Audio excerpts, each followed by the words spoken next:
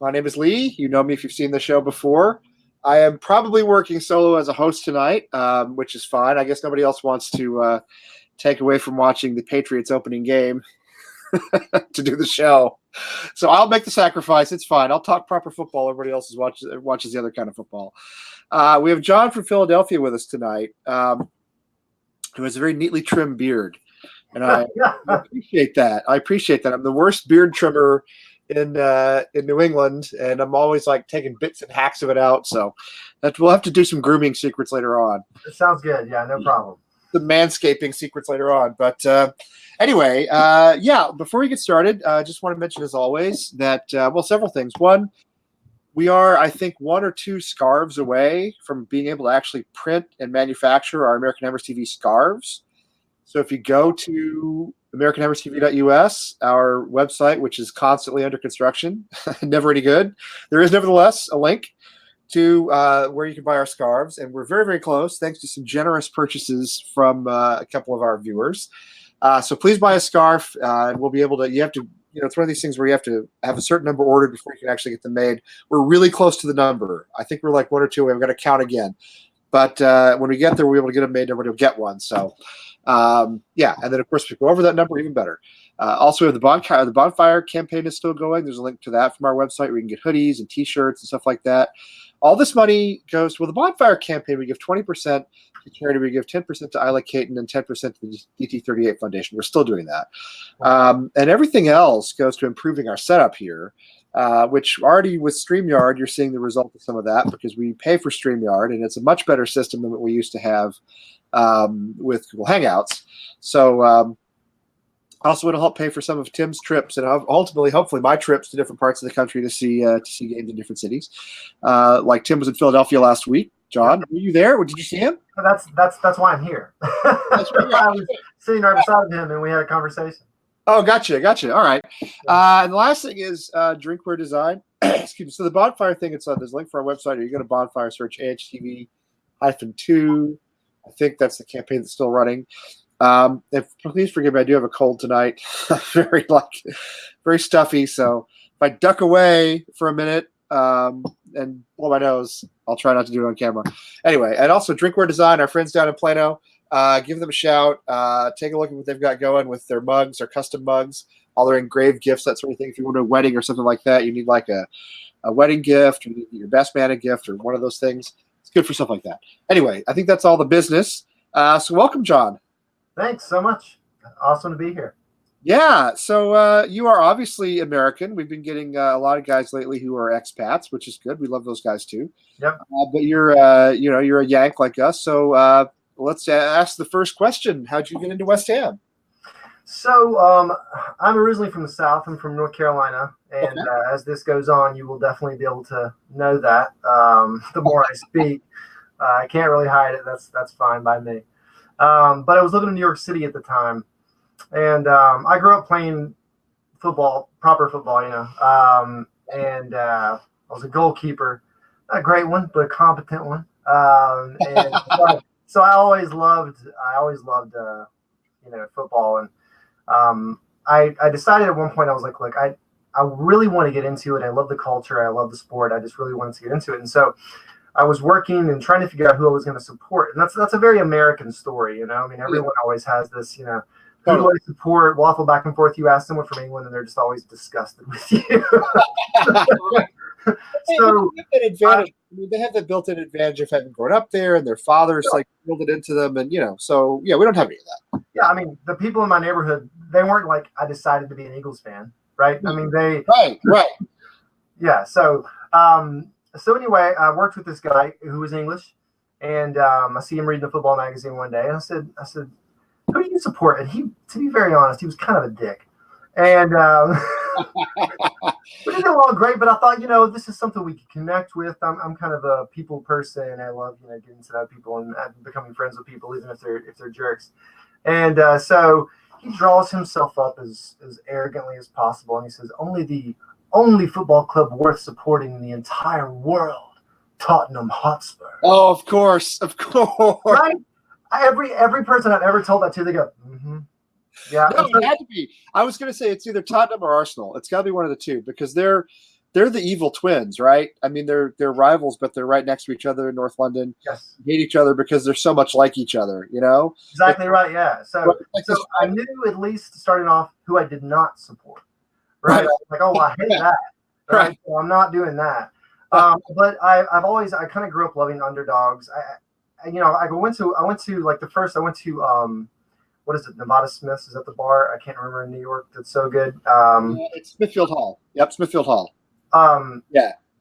Well, that's the West Ham bar. But like, there's an old bar. Yeah. There's an old football bar. I can't remember what it's called. But anyway, I went there and like watched. It might be Nevada Smith's. Yeah, that sounds familiar. Yeah, Nevada Smith's. Yeah, so I went there and like watched an Arsenal match with a buddy of mine, and I went and like watched a Manchester United match, and I was like, I can never support these guys. They're too good. You know, like it's not in my DNA.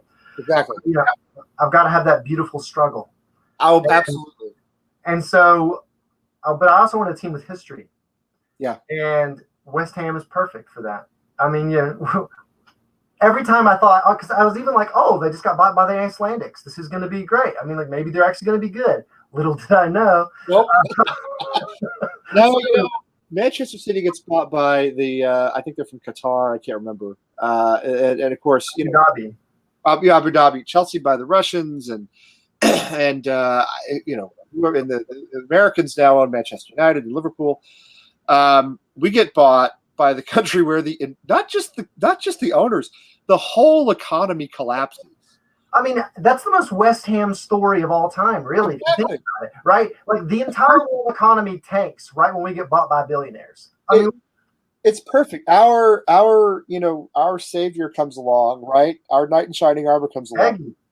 Little bald guy from Iceland, of all places, Iceland. The nicest people on the planet. Right, and he's made all his money. It's arguably the most remote country in the world. I mean, I don't know. I guess you could make an argument for someplace like New Guinea, but it's very remote, in other words. And he made his money selling cookies, I think, if I'm not mistaken. They're the biscuit king.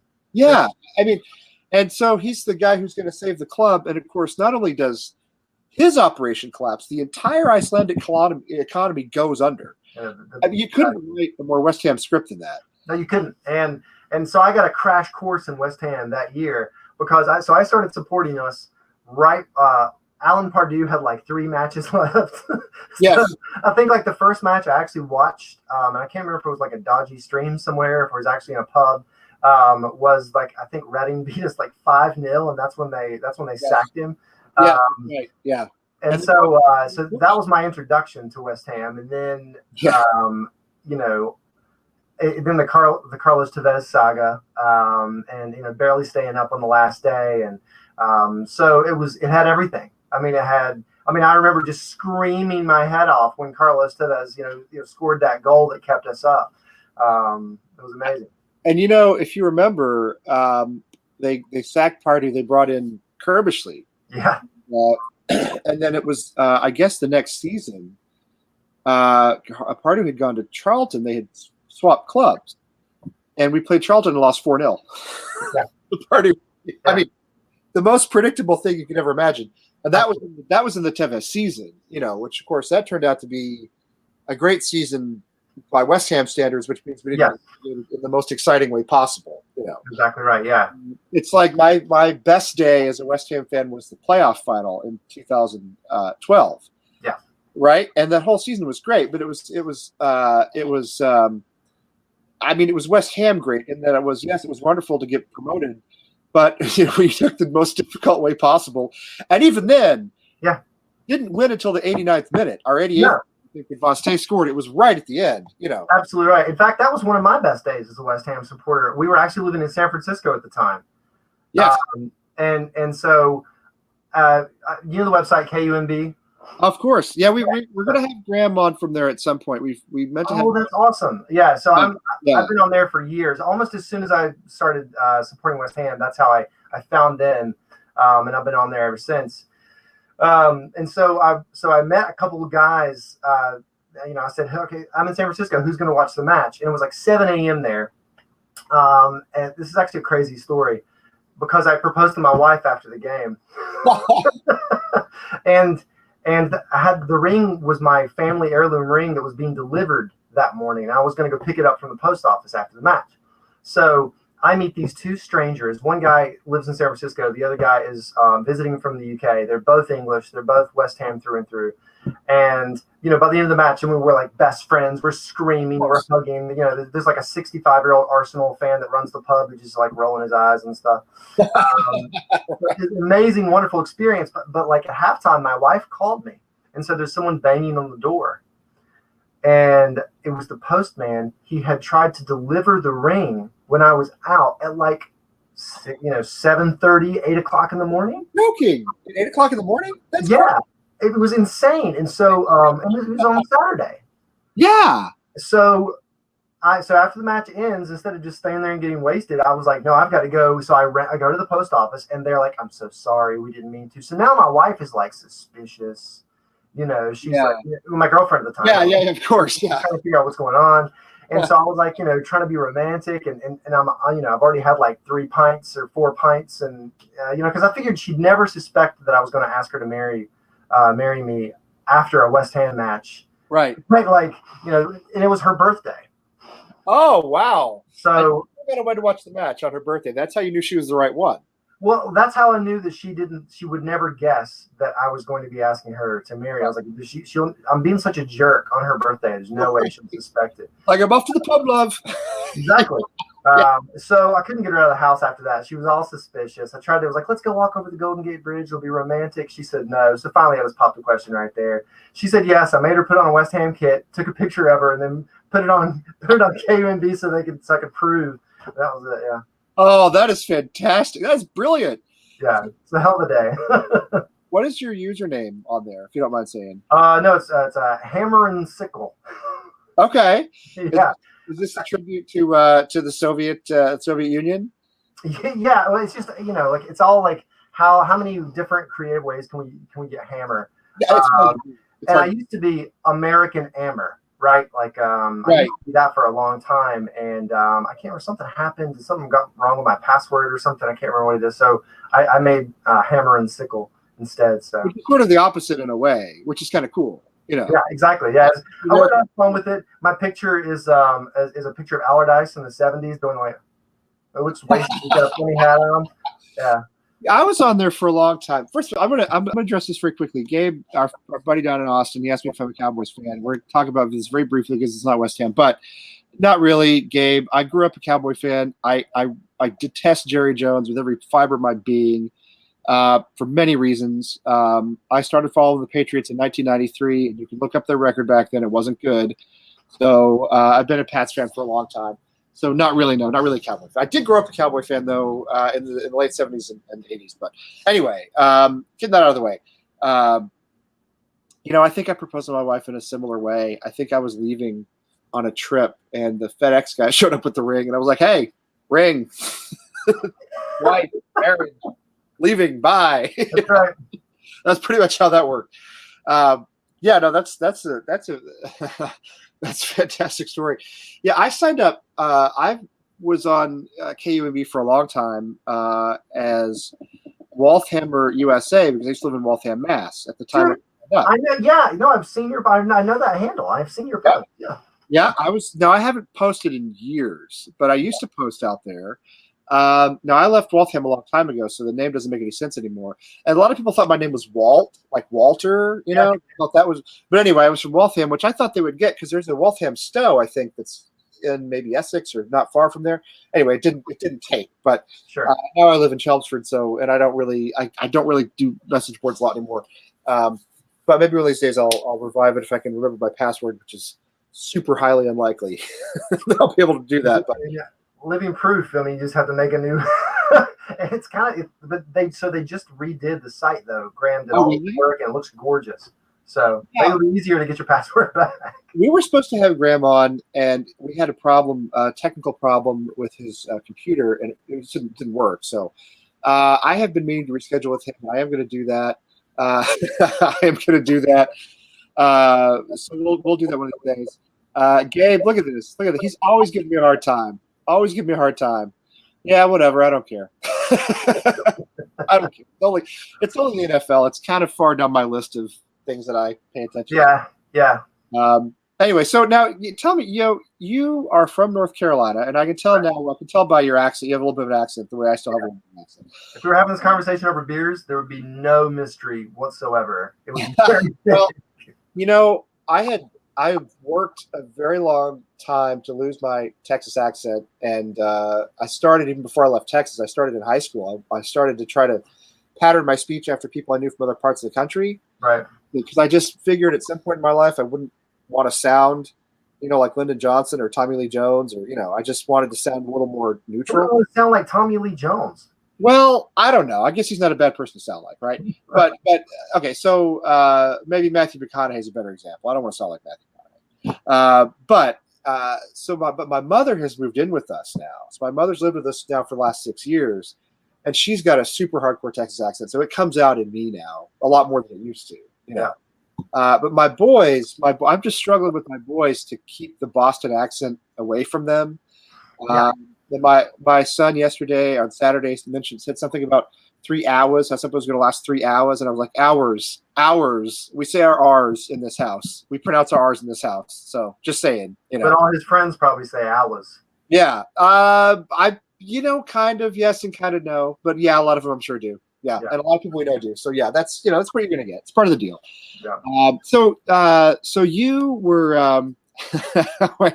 Yes, I was a stud. You were down at Philly. Okay, so give us a rundown of how it went. Tim shows up with his kid, with Max, who's 2 years older than my son, almost exactly 2 years older than my son. Okay.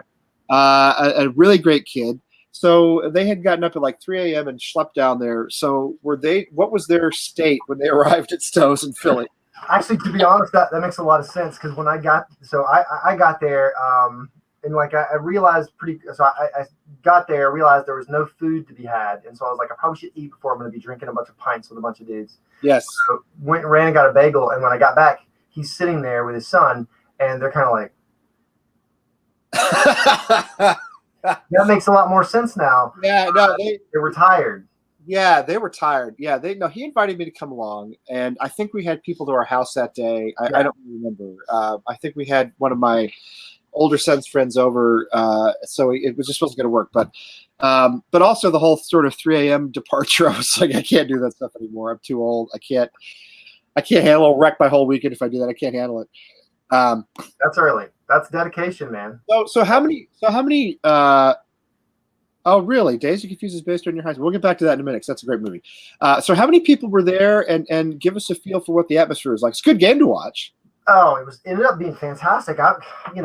Classic West Ham fan. I'm petrified to watch a match, even though I love watching a match. Like, I'm always expecting us just to get, just to play terribly, and no one ever shows for the ball, and we just like pass it out of bounds. I mean, like Fredericks did that a couple times, didn't he? But now you brought up Tim's favorite player, Fredericks. Yeah. So I got a lot of hope for him, but I mean, and he's growing into the side. He grew into that match, but so to get to the question though, I think there were like 15 people there, maybe a little more.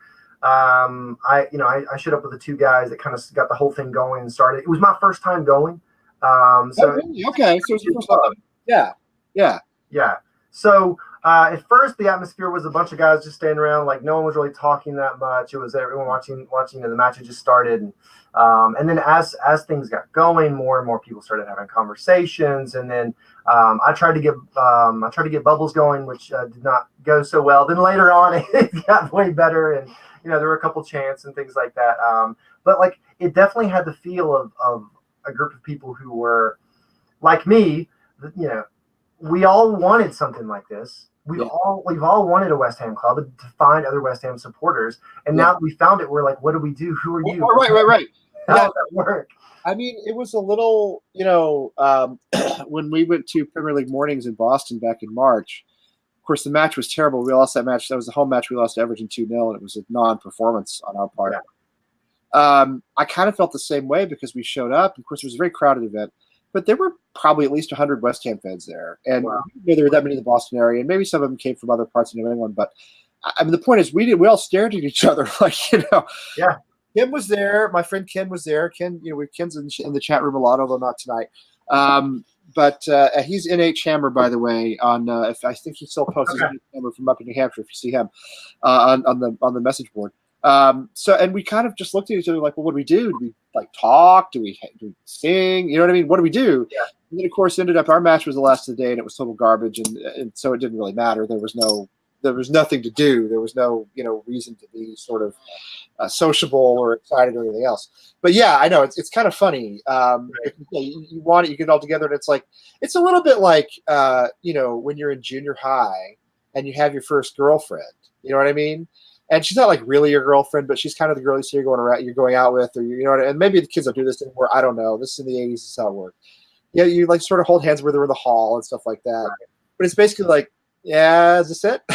Like, what else? Is there anything else? Totally true. Yeah. Well, yeah. I mean, but like we really did warm, and like so as you were like hanging out with a little group of people, you started having conversations. You started being like, yeah. So yeah, he absolutely right. So once we got going, and especially after the goal, oh my God, then all of a sudden it's just like, everyone's excited and like we all freak out. And a goal solves everything, right? A goal makes everything better. I mean, it basically it breaks the ice, it gives everybody a reason to cheer, right? Breathe a little bit. Because watching West Ham live is like 25% anticipation and 75% dread. It's mostly dread. So I think I read a study recently where they said that football fans actually shockingly live longer. It actually helps your longevity, your life, and part of it's because the workout your heart gets. Right. And I've felt this absolutely watching a match, at home, like or on a computer or whatever it is, and you're just sitting there and you're just going, oh no. Especially. If we're up 1-0 or something and it's towards the end of the match, they're gonna score. I will live to be 135 years old if that's the case. I might never die. Between watching my son's games and watching West Ham, I may live forever. Unless I actually die of the heart attack during the heart workout. Yeah. That's the other option. Is that could happen? So I'm curious too. Tim told me you went to film school. Yeah. I did. That's not something everybody does. I know it's not really West Ham, but what was that all about? So I've lived all over the place. I've lived in Hawaii, New York City, Seattle, San Francisco, Los Angeles, Charleston, Philadelphia, and actually my wife and I are probably about to move back to Charleston. Oh, really? She just got offered a job there, and it's a little bit closer to our family and stuff like that. So. And so I've got a friend who's moving there. Actually, a coworker is moving there. I think he just moved there this past week. So, yeah, everybody's headed that way. Yeah. Well, I mean, it's a growing part of the world, and it's got downtown Charleston and beaches and all this stuff. So it also has the advantage of not being Philadelphia, which I think is probably. It's funny. Philadelphia is really like Philly. I don't know. I'm not a big Philly fan. No, it's fine. You can walk down a block in Philly and be like, this is the most amazing, most gorgeous, most historic block I've ever been. You can walk down another block in Philadelphia and you're like, I hope I make it. Or you're going to walk down another block and be like, why is there trash everywhere? And then another block is back to gorgeous. So yeah. Philly's are crazy. Yeah, so that's right. You know what? Wally's right. I forgot about this. I was just watching some of those with Gary. Oh, you got to find Gary. You got to go watch with the Holy City Hammers with Gary because I'm telling you. So when I lived there before, the legend. I lived there like 3 years ago, I think. Okay. And just for a year, very briefly. But I went to a Charleston Battery match. Yep. And this proper old geezer rolls up in a West Ham kit. And so I go, West Ham? And he looks at me like, yeah, what? Why do you care? And it might have been him. Like I told Tim about this, and Tim was like, that's Gary. It was Gary. So I think I may have met him before, but if this move goes through, I definitely will be getting involved with those guys. He sounds like a legend. So he had the proper Cockney accent, and that's Gary. No, Gary's a good dude, man. Gary's a good friend of ours. He's been on the show many times. He tells great stories. One of these days, we will all go to Charleston. We will have pints with Gary. We'll watch a match, and then afterwards, he can just tell stories of his days. His days going to the Bolin and 2 away games in the 70s and 80s. Fascinating stuff, genuinely. Yeah. So anyway, so films. Do you work in the film industry, or was film? So I'm a digital marketing manager. Okay. Actually, right now, my only filming that I do is I make insurance videos. Okay. I work for an insurance company. I do like copywriting and Yep. but like on the side, I'm actually writing a novel. So that's I'm what a I'm working on content right now. marketing manager. I'm a content marketing manager for a software company. Same There you thing. go. There you go. So similar. I work with our digital team every day. They're in Colorado, working every day. So yeah, I know what you. I know exactly what you do. Yep. Uh, But it's at least I get to use what I'm doing, and part of it's creative and it's fun. But like we moved. My father got sick, and that's why we left California. And so I was living in Los Angeles. I was writing screenplays. I was meeting people. I produced a web series that we ended up condensing into like a short film. And so I wrote and produced that. So I did some things out there. I had a lot of fun. yeah. But I was in San Francisco when I went to film school. So my wife went to grad school in Seattle. Then I got to go to film school and do that. That's something I always wanted to do. That was actually because so I have 2 degrees in writing now. Like I love that. I love writing, and so weirdly enough, screenwriting and copywriting are like the only ways you can actually make a living, as a writer. That's true. And so, well, unless you want to write white papers about electronic invoicing, which is what I do. Tech writing. Yeah. Well, it's not even tech writing; it's marketing, but it's marketing about stuff that's so esoteric and deep in the weeds that there's not like 0.5% of people on Earth who actually understand it. Yeah. Because it's not worth knowing. Do you know what I mean? Sure. It's very it's very sort of specific. But well, right now my whole thing is I'm doing videos explaining about garage insurance to people. So garage insurance and dealers and stuff like that. Yeah. Let me tell you something, my friend. At the end of March, lightning struck our garage right out here. Yes, it certainly did. And I have, in fact, we've got a claim with the insurance company that's still pending because the electrician has never sent us a bill. Struck our garage and blew our garage door openers like clean off. It was crazy. That is crazy. Had the fire department out there, and yeah, come with me to work tomorrow. Yeah, Gabe's in high school. Gabe, if you want to see why you like basically never want to leave school, come with me to work tomorrow. Just come, just fly up and come. Anyway, so where'd you go to film school? What did you go to? It was in San Francisco. Yeah, Academy of Art University. Okay. Yeah. And so you're using that. So, and are you like on IMDb? Would you have things that we recognize, or? I might still have something on there from when I did this project that I did myself, and mainly I did it so that the actors I had involved could add it to their stuff. So I might possibly be on there, but honestly, we didn't stay in Los Angeles long enough. I had to make this tough decision. My dad he had cancer, and so it was like, do I go back and be close, or do I keep giving this thing a shot? And I just couldn't. I couldn't make that decision. I couldn't stay, so we went back, and I don't regret that for a second.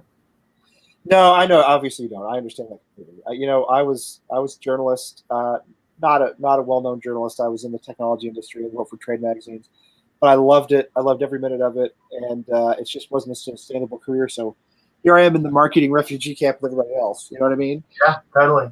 For the next 35 years, or until I die, whichever comes first. Yeah. So anyway, that's interesting. So that's good. So we've been talking with the chat room a little bit here. So let's see who's here. Gabe's obviously here. Wally's here. I saw Penny earlier. I saw Tim. Yep. Haven't seen Neil. I have my brother-in-law's MacBook, and I cannot scroll up in the chat room on this thing, and so I can only see like posts from Gabe and Wally right now. So if you're not Gabe or Wally and you're in the chat room, give us a post, will you? Post, yeah. And you know what? You know the truth. A little piece of life advice for Gabe. Believe it or not, work actually is better than school because you don't have homework. You can just go home at the end of the day and be done. I like that. All right. Even if it's 8 hours of stupefying boredom, at least you can come home and chill. That's the best part. Anyway, yeah. So I don't know if you're in the chat room, let us know. If you're a true turncoat and you're watching American football instead of American Hammers TV, well, I can't help you because I'm sitting here in the heart of New England, not watching the Patriots and the Steelers. Of course, those games go on for 6 hours, so there'll be a lot of it left when we're done. Yeah, exactly. They're going to run like 10 plays in the hour we're on here. So, yeah. So let me see. Why do we? I'm going to pull up some Hammers polls. You want to go through some Hammers polls? Sure. All right. Let me find them here. I'm still getting used to StreamYard, which is actually a great system that we're really glad to have because Google Hangouts was. If you go back and watch some of our archives, you'll see the Google Hangouts was a little unreliable. Yeah, I've used Google Hangouts before. I mean, you probably know. Yeah, you've probably dealt with it. Yeah. Yeah. Yeah. So you know. Do you do? You don't do any freelance video work, do you? Or let me put it this way: do you do video work for free for American Hammers TV networks like ours? So I told Tim we could talk. Yeah. Okay. I'm putting you on the spot here. I've got my sweet ring light right here. There you go. There you go. It's not fair for me to do that right here and now. That's just something I should have asked you when we were done. All right, I think this is working now. All right, it's really hard to see these things, but let's start with this. Let's start with the first. This is a good one, actually. Now, this is one, and I may be a contrarian on this one, but let's start. So, who's the bigger team, Villa, our opponent next week, or us, West Ham? What do you think? What do you think, John? That's actually a fascinating question because it all gets into the definition of who's bigger. Yeah. I think West Ham have a bigger support and catchment area. Yeah. If you look at all of Essex, which kind of, it really is kind of West Ham now. But Villa have won more. They have a better history than we do, if you don't include the World Cup. Right. I think that it's probably tied, but I mean, look at my shirt. I have to say West Ham, right? And we say hi to Jim in the chat room too, who's a friend of ours and is watching American Hammers TV and the Patriots at the same time. But I'm not going to give away score spoilers because I'm here for West Ham tonight. Anyway, I think what you said is pretty much dead on.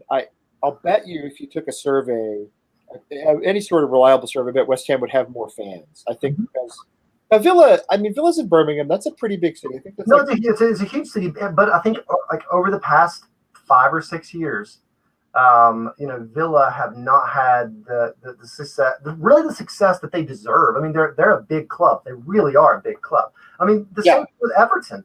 Everton are a huge club. I agree. But are there more Everton fans than West Ham fans? I don't know. So is it size? But Everton have won way more than we have. Well, that's the thing about Villa too, is that in terms of fan base, I think West Ham are a bigger club, especially now that Villa have been in the championship and that they've just come up after 4 years. Maybe it's been longer than that. I don't remember. I think we probably have more fans. I think worldwide we probably have more fans. We have a broader base because people like us here in the U.S. have had more access to West Ham than we've had to Villa over the last 10, 12 years since we've become fans. However, in terms of accomplishments, they won the European Cup in, I think, 1982. And I know that was a long time ago, but it's one more than we've got. And have they won 2 or 3 FA Cups? I think they have won at least 2 or 3. I know we've won 3, so that's similar. I don't know if they've ever won the league. It feels possible that they have. I don't know their history all that well. But they won a European Cup back when you had to be like champion or I think runner-up to even get into the European Cup. So they've had some majestic squads. So right. So they have to have won the league or come close to winning the league at some point. Honestly, I mean, it's probably a draw just based on, the fact that we probably have more fans. They have more accomplishments. If they had been in the Premier League the last 5 or 6 years, I'd say they'd probably be bigger. But because they've had some struggles, I don't think they are. This is a good point that Penny makes. They didn't fill their stadium in the championship, but we did. That's a valid point, and it is. It is. That is a valid point. The only thing I'll say is, and I think these days West Ham have a very strong fan base. We have, we're filling the Olympic Stadium at like 99.8%, which is incredible, really, because a lot of people said we couldn't do it. I knew we could. A lot of people said we couldn't. Absolutely. That was nothing that I was ever worried about. I never worried about fans.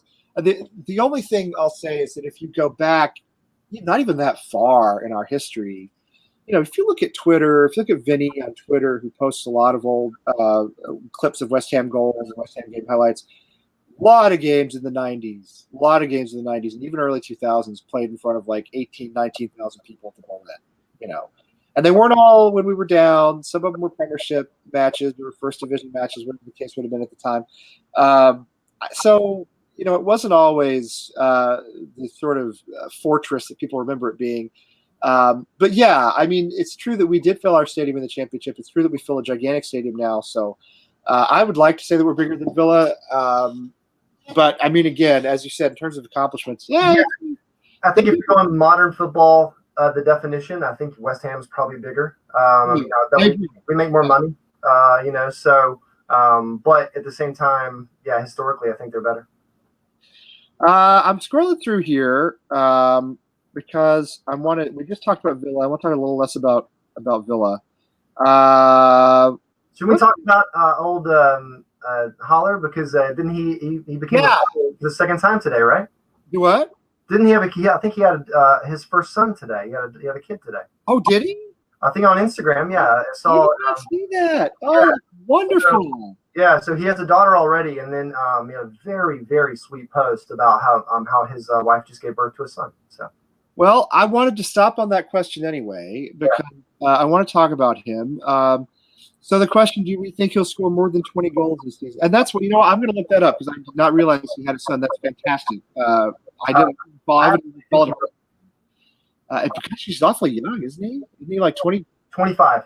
Well, whatever. I guess that's pretty normal. All right. So what do you think? 20 goals or more from Sebastian, or 20 or fewer? 20 or more, or 20 or fewer? You know what? I'm going to go with yes. I think that I think he's the best striker we've had since Dean Ashton, who, by the way, was my favorite player for a long time and still is up there. Absolutely. One of the great tragedies. Eclipsed him, but Mark Noble is a legend. So, what are you going to do? But I think Sebastian Haller is the best striker we've had since Dean Ashton. I think he's got it all. I think he's arguably the only true striker we've had since Dean Ashton, the only one who was any good. Hold up now, Carlton Cole. Well, you know that I love Carlton Cole. I think the first goal I ever saw him score when I was watching, he scored a header off the back of his head when he was looking for the ball, which him up perfectly. Like he goes up and he's like, "Bam!" But Carlton Cole, I love him so much. Oh my God, I love it. Oh no, listen. I love Carlton Cole. We want to get him on the show. We've tried, and he'll do it eventually. Jack Collison's this. We've had Jack Collison's down in Atlanta now, right? Jack is in Atlanta. Yes, he's working with the academy in Atlanta. So we finally have an MLS club to support. Since I've been totally indifferent to MLS for most of my life, I guess. We finally have an MLS club to support, and not a bad one to support either because they're pretty successful. But they're really good. But yeah, Jack's in Atlanta, and he's going to be cranking up Jack Collison Soccer School here in the U.S. again. So we'll be on the lookout for that. Jack's a friend of the show. He and Tim actually know each other, like really know each other. Like they've hung out together. Oh wow! Oh yeah. Tim went to a couple of matches at the Olympic Stadium last season. Toward the end of last season, Jack got him tickets. They hung out. I met Jack a few years ago when he came and ran a football camp for Tim here in north of Boston. So, Jack's a good guy. So we've been working on Carlton in. I love Carlton. I saw Carlton Cole score. The only game I ever saw live at the Bowl-In. It was February of 2010, and we beat Birmingham 2-0, and Carlton scored the second goal. So I saw him score. I love Carlton Cole. But you know what I mean. I mean, I know what you mean. wonderful West Ham player, right? Yeah. But Dean Ashton's the last proper, dangerous. So good. He was so good. I remember him scoring. He was like at the top of the box, and someone crosses it, and he's not in position, but somehow he turns and powers this header, and it just loops straight over the goalkeeper and goes in just under the bar. And I was like, that guy just understands. Yeah, Chicharito was a true striker, but we didn't put the right system for him. Right, he didn't fit into our system. As Raleigh points out, he scored against the U.S. the other night. No, he didn't. Listen, I like Chicharito. I read a lot of comments. We talked about this last week after he left. I read a lot of comments about how he was a jerk. He wasn't a good guy. I tend not to believe that. I think there was very professional, right? I mean, he was right. My impression of him was that he was very professional on and off the pitch. Pellegrini's system did not work for him. He can't play up front by himself. We all know this. That's what Pellegrini likes, is one striker up front. Doesn't work for Chicha, and yet he was professional. And he scored some good goals for us. He won that Huddersfield game for us.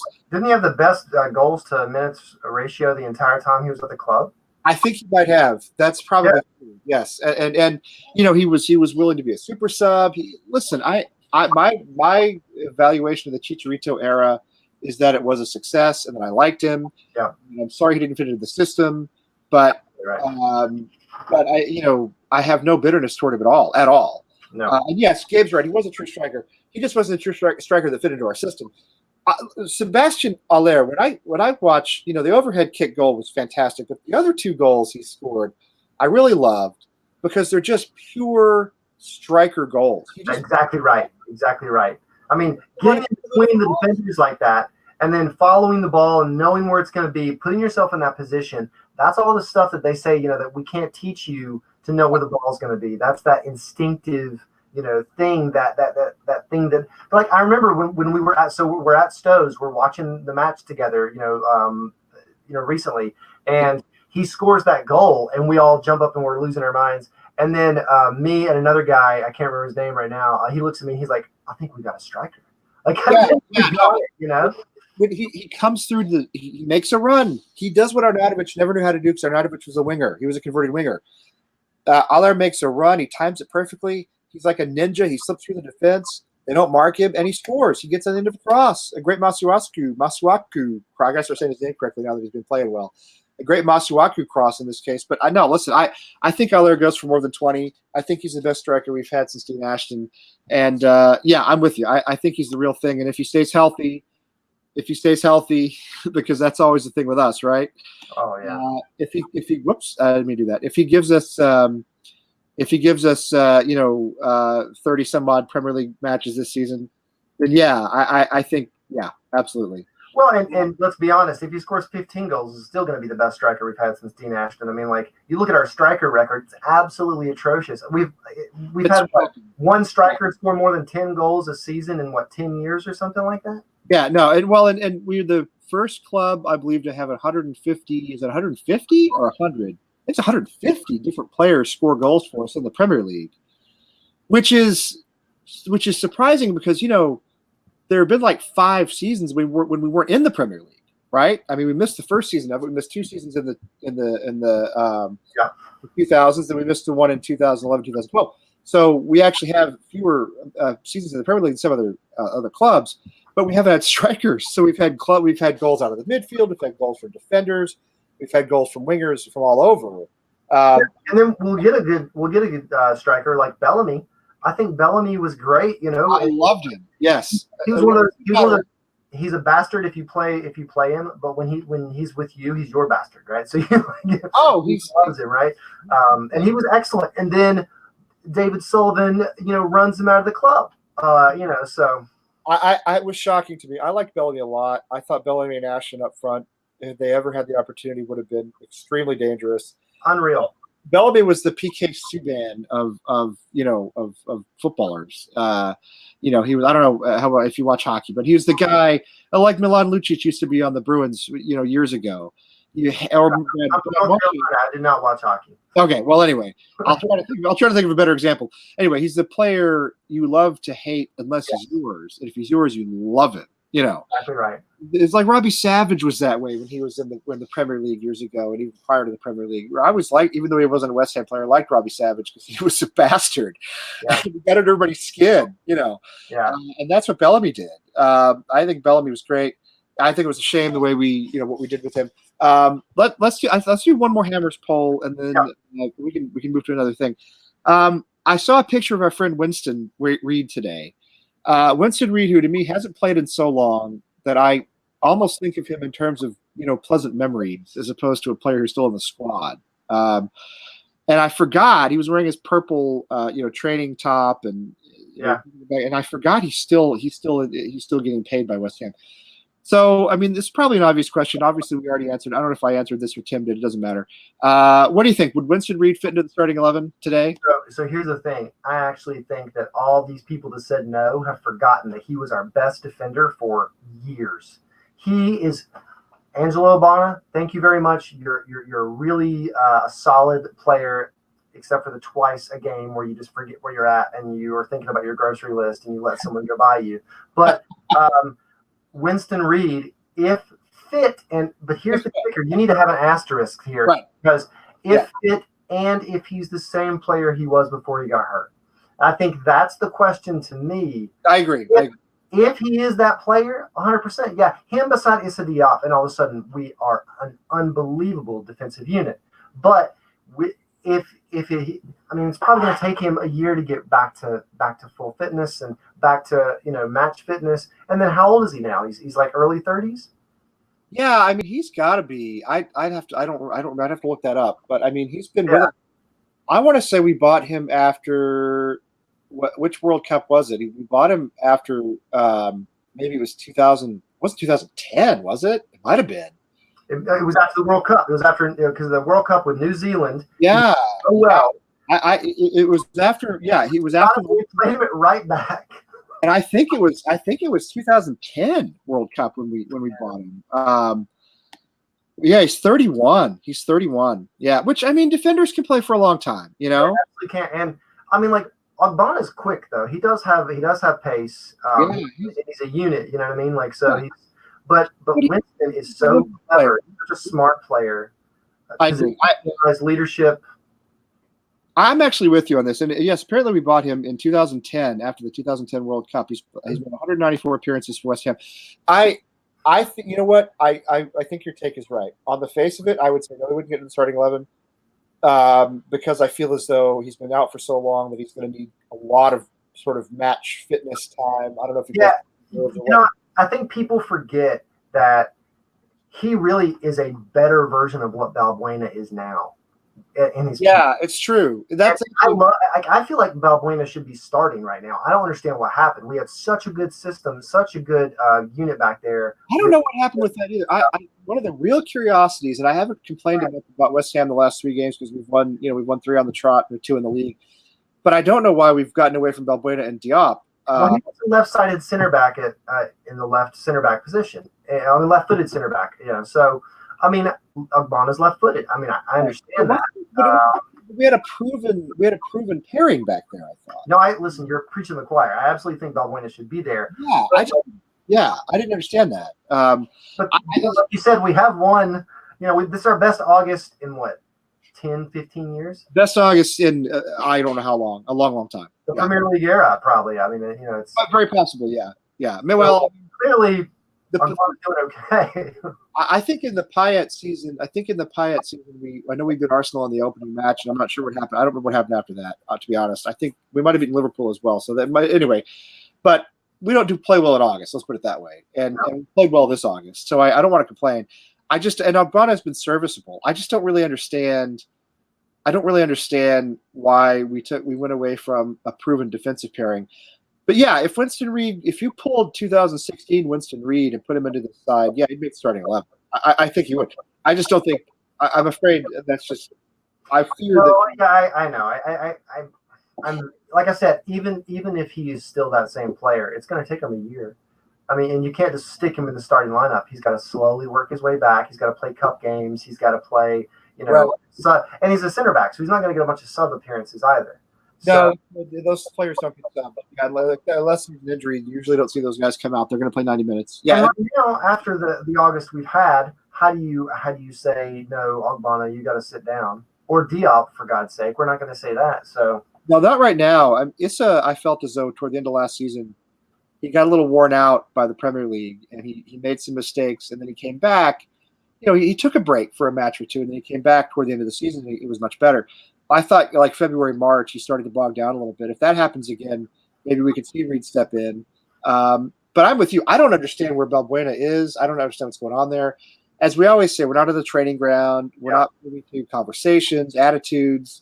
I'm pretty comfortable saying Pellegrini knows more about football than I do. So, well, I mean, I guess I'll trust him, right?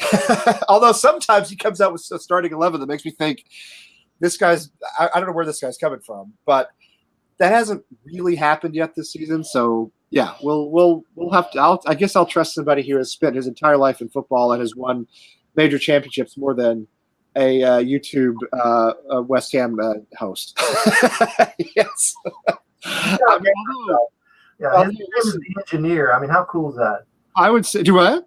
I think his nickname is the Engineer. It is a cool name. It is a cool name. Although David Sullivan in gold, if you're watching, which of course you're not. I would take a role managing West Ham. I coached my son's soccer team for 2 years. We're pretty good. They're pretty good. Maybe we should pitch, being marketing guys there first and work our way up the hierarchy. I'm tired of being a marketing guy. I don't want to be a marketing guy anymore. I want to do something fun. I want to do something like, nah, you know what? No marketing. No, I want to go straight into management. That's my demand, and I will take nothing less. See what I need a little more severe haircut, and then I just need to put like a suit on, and I could stand out there on the sidelines and like glower, Right. I just want one of those big coats with my initials on it, right? Because I guess your coats mixed up all the time. David Sullivan will be happy to sell you one. Oh, well, I've already bought one for me. Well, I don't know if he owned the team yet at the time. But anyway, apparently they get their jackets and their coats mixed up all the time because they have their initials on them. And this is always funny to me. Like, you don't like write your name on the tag on the inside or put one on and think, oh, that's a little small. Maybe that belongs to the assistant. I don't know. That's just funny to me for some reason. I still want the Arsene Wenger, the big, cushioned. He always looked like some sort of an animal that was like trapped in something. You know what I mean? Like he was in a sleeping bag and he couldn't get out. He looks like a possum or a squirrel or something anyway. He's got that squunchy little face. And of course, he did not see the incident. That's by Arsene Wenger's line for everything that ever happened in a football match. Every time one of his players clattered somebody, every time Dennis Bergkamp knocked somebody's teeth out with an elbow, oh, I did not see the incident. Oh, not watching the match, Arsene? What were you doing? He had a stroke during that moment, so catching up on his French soap operas maybe or something. But anyway, he never sees the incident.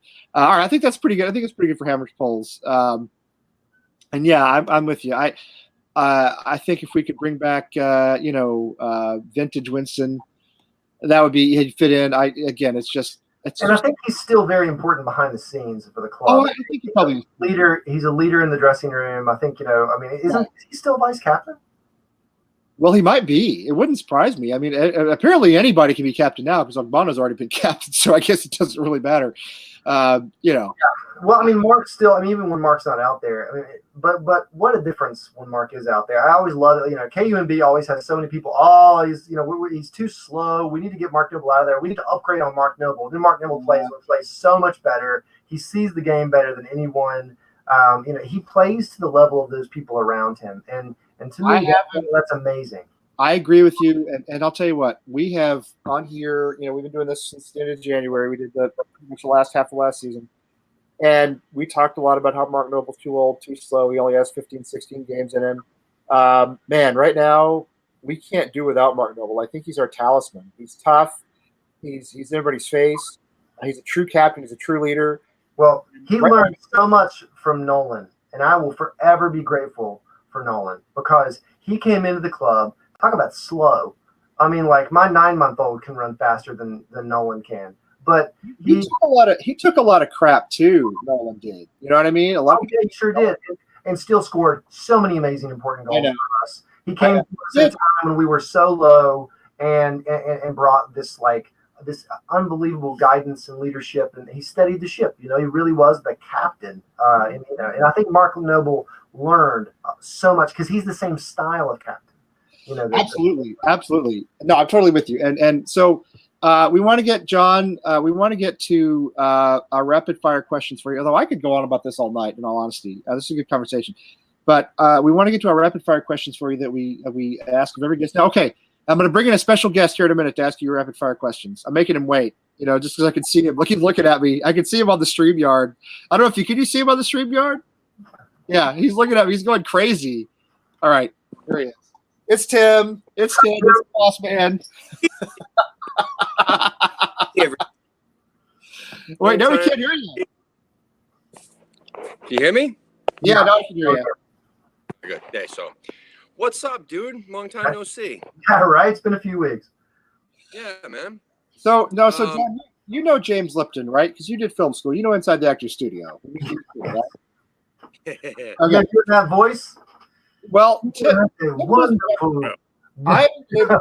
I cannot do anything rapid fire in life at all. Everything I do is slow and pondering, and I talk a lot. So Tim is going to do the rapid fire questions, so that they take like 5 minutes instead of 40 minutes. But these are the James Lipton questions that we ask at the end of pretty much every episode. Yeah, you can elaborate if you choose. Some of them are yes or not, yes or no. But you can make them rapid. But if you really want to elaborate on any of them, feel free. First question though is meat pie or apple pie? Meat pie.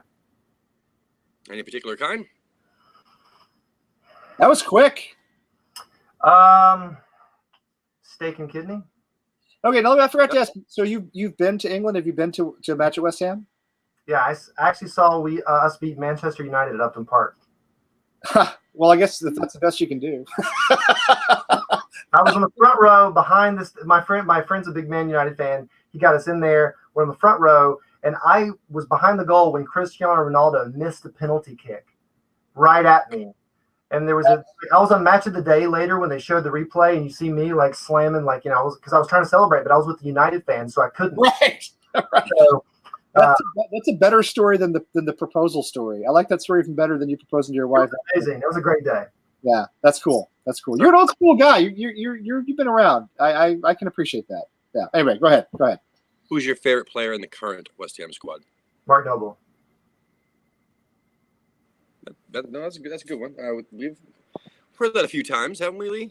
Yeah, we have lately, especially like after the last 3 games. Yeah, lately. Yeah, definitely. So who frustrates you the most in the current West Ham squad? Oh my God. Fredericks. Yeah, there you go. Yeah. I mean, I like him a lot. I really do. Pace to burn. He's a good player. He's an athlete.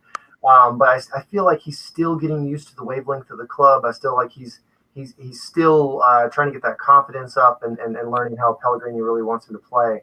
He's not Trent Alexander-Arnold yet. No, but it's also the pace of the Premier League, man. I mean, he had last season, obviously, but before that, he was with Fulham when they were in Championship. He wasn't. And he was amazing. He was one of the best fullbacks in the Championship, right? So, I really feel like this is his year. We've seen those guys before. We had those guys in the Championship who were great Championship players, and they didn't make the transition to the Premier League. So, and he's better than those guys, but still not for me. He's still not good enough, and I'm kind of with Tim on this. Although I probably don't dislike him as much as Tim does, I still think our weakest spot would fill that. Anyway, go ahead. I don't do rapid fire. Go ahead. You're falling into my trap. Anyway, FA Cup or top 4 finish? Say it again. FA Cup or top 4 finish? FA Cup. Yes. It's almost unanimous. That's a perfect record. Has anybody said top 4? Has anybody said anyone that has this on their shirt should say FA Cup, because we know it's way more likely, first of all. But it's a trophy.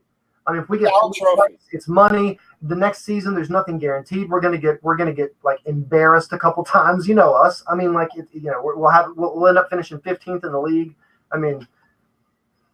Yeah, it's our trophy. It's the only one major trophy we've ever won. It's other than the European Cup Winners' Cup, which no longer exists. And it's a trophy. It's been 40 years. Mark Noble needs a trophy. It's the Super Bowl of English football. It is. And people talk about it now like it's not important. Yeah, I know. It's a great competition. Too. Yeah. Speaking of shirt, we've actually sold, I think, 3 of these today after our show that we had at 2:00. I mentioned them, and we've sold 3 more. 2 to Ray Borum. Thank you, Ray, for buying a few. And PJ Miller bought a shirt tonight. So that was really cool. Yeah. And now also we're going to be ordering the scarves hopefully tomorrow. So if anybody wants to hop on that, that bandwagon there. I actually need to. I still need to buy a scarf for myself, which I realized would probably put us over the top, maybe. So, Thank you to Wally for buying quite a few the other day or so. So I appreciate that, Wally. I know you're in the chat room, man. Yes, Wally was really good to us, and he's going to have a nice collection of American Average TV scarves that we really appreciate. Yeah. So what was the other one? Oh, so what do you love about West Ham? I love and hate the fact that I never know what's going to happen when I watch us. So it's that unpredictability that we, even when when we should win a match, I still feel like we're underdogs because we can go to Brighton and I'm terrified. Yep. I mean we never beat them. No. Oh man, I knew Norwich. I knew that we were going to play them, and Pookie was going to was going to get another hat trick. I mean, it was on the, it was in the stars. I mean, like, yeah, I couldn't believe that we beat them. So, like, if you are like my best mate, my best friend is a huge Liverpool supporter. He doesn't think that. He thinks they're going to win every match. I know. Well, listen. Everybody can drink. All right, go ahead and drink, because it's like my friend who's from Paris. He supports PSG. Yes, he does. And when we work together, when he and I work together, he's a good dude. Don't get me wrong. When he and I work together, every Friday we would talk about the football for the next weekend, and he would say, "Well, we're playing Lille, or we're playing Reims, or we're playing, Toulouse. It should be okay. It should be okay." Like he expected to win every match, even in Champions League until they got to Barcelona. He expected to win every match. And I'm with you. I like the fact that we're not like that. It gets boring. It gets boring. It's much. If you have a soul, you support a club like West Ham where you're. Of course, City fans say that's BS. City fans say, actually, you know what? Knowing you're going to win every match is great. You know what though? Honestly, I mean, let me just say this. I hate City now. I've lived in New England now for most of the last 22 years. Moved to Europe and came back, but most of the last 20. And I've been a Boston sports fan since Boston sports were good. And it's actually a little bit less fun now than it used to be. Yeah. Isn't the intrigue there? And I'm kind of like, I went to a Red Sox Yankees game earlier this year, and I know the Red Sox aren't very good this year, and I'm not even a big baseball fan. Right. But it's a Red Sox Yankees game, and the atmosphere there is nothing. There is no atmosphere. There's nothing there. It's not like it was in the late '90s when the anger and the bitterness were still there. I don't get me wrong. I would love for West Ham to be too successful. I would love it, but I think the fact that right now we're forging our identities as fans in this time when we're not successful, I think this is a difference for us. Doing it, I wouldn't say we're doing it organically, but it is. You could feel it growing. Yes, you could feel it growing in the right direction. It's not like, somebody comes in and just buys everybody that we need, and then all of a sudden we win. I mean, we're doing it gradually, which is kind of cool. And yes, it does feel like there is an upswing. So that is nice, and I definitely enjoy watching us win. I do too. Oh, yeah. I would much rather win than lose, but I think if the day ever comes when we do become a Manchester City type club and we get the money or whatever happens, it gets us into that realm, which has not happened in 125 years of West Ham. It's never happened, so it may never happen. But if it does, we will all be able to sit here and say we lived through the bad times. We went through relegation. We went through the 5-0 drubbings. We went through all that, and we will have a certain character built up from that. Somebody who joins in later on. That's like when you meet a Chelsea fan who doesn't know anything before Mourinho, and then you meet a guy who's a headhunter. You're like, okay, no, you're a real. You're scared, first of all, but second of all, you're like, oh no, you've seen it all. You see, I have a friend. He lives in Cornwall, but he's a Chelsea fan, and he's legit. He was been going to Chelsea since he was a kid. Mm-hmm. He's got a genuine Chelsea story. I mean, he's a good dude. He's a really good dude. Yeah. And that guy, what's funny? It's interesting because he's been Chelsea his whole life. He's pretty close to my age. He's in his 40s. He watches Chelsea less than he used to. He told me not that long ago. He watches the rugby more than he watches the football because he's actually tired of Chelsea. He's tired of them being at this level where they're supposed to win all the time. It's not fun anymore. Yeah.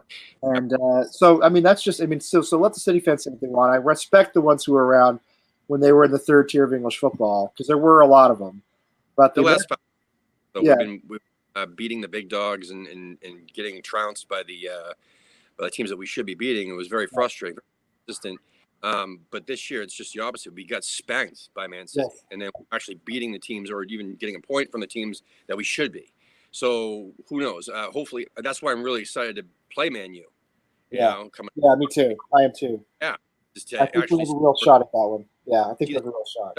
Oh, and then we head into that match. We can't look past Villa, but it's going to be difficult. But anyway, is this the first time we will ever play Manchester United where we arguably have I don't want to say better, but just as good of a striker? Yeah. Probably, yeah. Like, because Rashford is pretty much their out-and-out striker right now, and he's still hit or miss. Oh yeah, he's inconsistent. I mean, he's talented as all get out, and he's a phenomenal athlete. They're not that good. They're not that good. Now, watch them spank us 4-0, but I say they're not that good. I don't think they're that good. I really don't. I think they're arguably. I mean, like Martial can have one of those days where he decides he's going to single-handedly beat us, and he's done it before. So you never know. I mean, it's impossible to say. I mean, I know every West Ham fan should be praying to whatever they believe in that Lukaku is now gone from England. I mean, that's like should be a guaranteed 5 points for us for this season. So that's true because nobody scored against us like Lukaku, especially when he was in Everton. He was an absolute guaranteed. I mean, if you could put money on it, you could have bought a Lamborghini. Yeah. Of course, the odds were probably reversed by the time. Anyway, but. Of course, we broke another record, didn't we? Like we played Brighton, and Glenn Murray didn't score against us. So I mean, like that's true. Maybe this is. We can't say anything. Like we can't start saying maybe this is a year where nope. Like our dreams. Exactly, just like our dreams, always. Yeah, always. All right, so next question is, what's your favorite sound? What sound makes you happy? Popping a wine bottle open. I worked in the wine industry on the West Coast before I was. That's good. That's good. Yeah, we definitely appreciate all the different answers. We've had a couple inappropriate ones, and mostly we hear bubble. The family show, right? Down to the random answers, but it's a question in there that. I do have to say, it doesn't have to be. It could be wine. It could be whiskey. It could be, maybe I'm just an alcoholic, but it's great. My sound is a can of Mr. Pibb opening up. So there you go. I drank that stuff in high school. I mean, I probably destroyed my liver drinking Mr. Pibb in high school. Of course, now I do have to say, I mean, maybe about to overtake it is the sound of my son laughing. So he's 9 months old. And... That gets better, by the way. It gets better. It just does nothing but get better. Yeah. All right, so who, past or present, which West Ham player to you epitomizes West Ham? Oh my God! I want to say Mark Noble because I think he's going to be the last player we have who only plays for West Ham. Yeah. And so he's past, present, and future. He represents what we were. Like still growing up, in the East End. He definitely represents who we are. Because he's been who we are forever, and now I think he's gonna. He may be the end of that. And to be fair, I think I've supported West Ham for a while now, to an American, but I didn't see McAvenny play, and all these old guys, and I didn't see Trevor Brooking play, and I really wish I had. But so to me, it's Mark Noble. Yeah, that also. That's technically a question. It's who to you, epitomizes West Ham. So we've heard Snodgrass. Lee mentioned Scott Parker. I will always love Scott Parker. Yeah, 100%. Yeah, even if he did go to Tottenham. You know what? Even if he did, he built enough capital with me in his time with West Ham that I'll always love him. And he taught Mark Noble. So Nolan taught Noble how to be a captain. Yep. Parker taught him how to do the pirouette. That's true. The Scott Parker spin, baby, is amazing, and Mark Noble now can do it until he gets fouled. And then at the end of the match, that's Mark Noble's thing. Give him the ball, and he goes, and just spins, and someone takes his foot out from under him. That's absolutely right. It's true. Lee, do you have the questions? Because I only know the last one. I think I missed one. I was trying to memorize. You sent them to me. You know what? You sent them to me, and now I don't know where you sent them to me. If it was here or Messenger. And of course, I'm on this ridiculous MacBook, which doesn't let me do anything. Okay, here we go. Let's see. Oh, man, it's time. Yes. Huh? So I know there's a lot. I remember the last question. I tried memorizing them all, but I can't. You know what? I'm trying to zoom in on them. I can't really see them right now. That's the biggest problem. Okay, what sound makes you happy? Oh yeah, we forgot. What's your favorite cuss word, John? You know what cussing is. You're from the South. I do. Can I say it on this show? Yeah, you can say it. Are you joking? Have you ever watched this show? It's a family show, right? It's I did. I really feel there's nothing more powerful than the word fuck. So there you go. Yeah.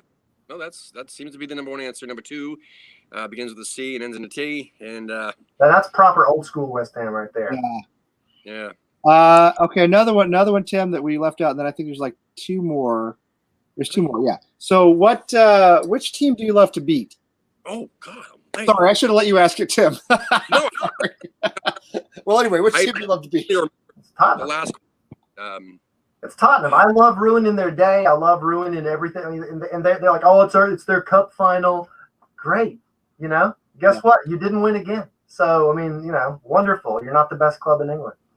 And that's the most popular answer. We also hear Man U, which was my choice as well, just because they're a bigger club, and it feels so good to beat the bigger clubs, especially clubs like that are supposedly one of the most massive clubs in the world. Yeah, but like, every time I talk to a Man, like a proper Man United fan, they don't disrespect us.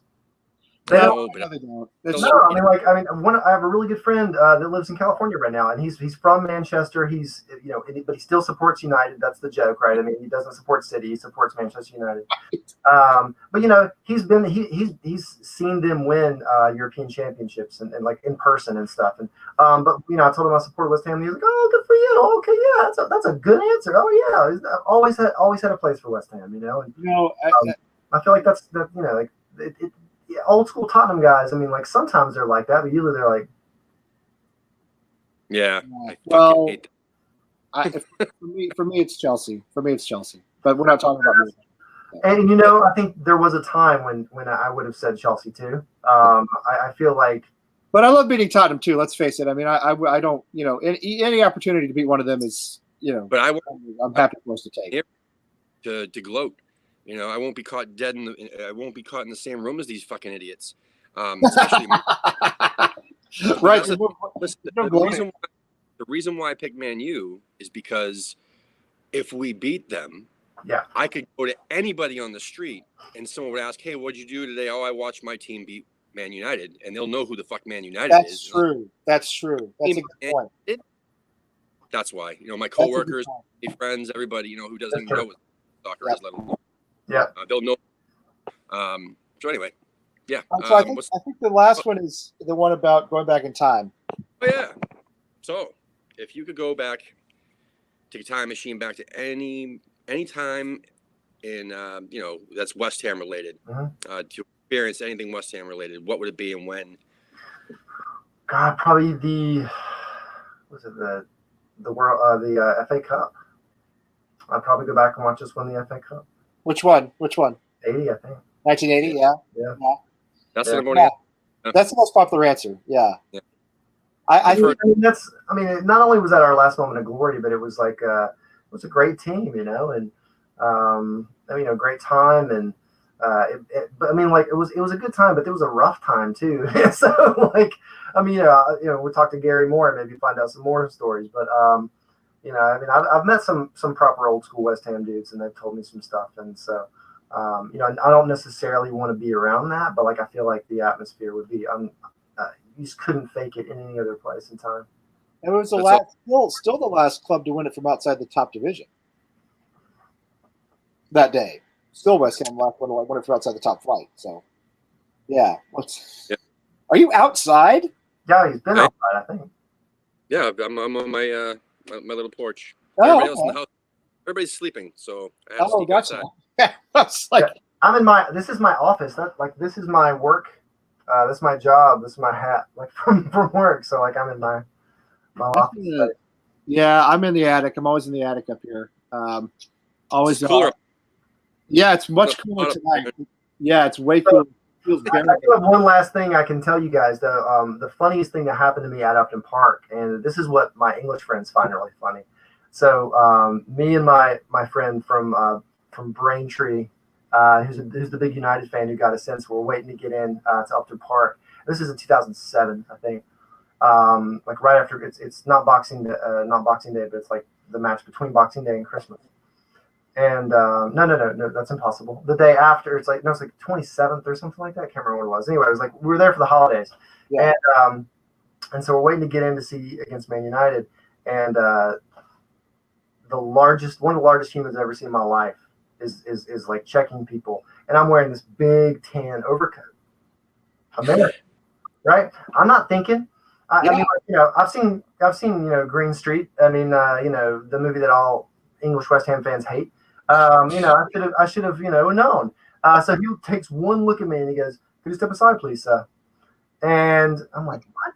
You're like, ah. I mean, no, I'm just confused. So I step aside, and so my buddy Dave is already just dying laughing, and so he's like, "You open your jacket, sir." And so I open it up, and he starts like patting me down, and I was like, "Oh." So then this group of dudes come by, and they're all West Ham, they're all Cockneys, they're all like local guys, and they're cracking up. They're pointing at me, they're dying because I'm with all the Manchester United fans. They think I'm some mank coming down there, right? Yeah. And so this guy says, I'll never forget it. I can hear it like still plain as day. He goes, "Oh, check it out, though. He's well tooled up."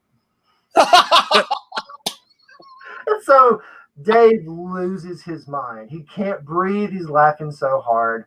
The guy, of course I'm not, tooled up. I don't have like hammers and, weapons and all this stuff. So then we go on in. But Dave to this day will be like, say it. And I'll be like, "Oh, shut up, he's well tooled up." So that's probably my favorite Upton Park. Oh God, that's awesome. Yeah. That's fantastic. That's fantastic. Listen, John, I cannot thank you enough for being here. You've been an absolutely fantastic guest. Thanks for coming, man. It's been a lot of fun.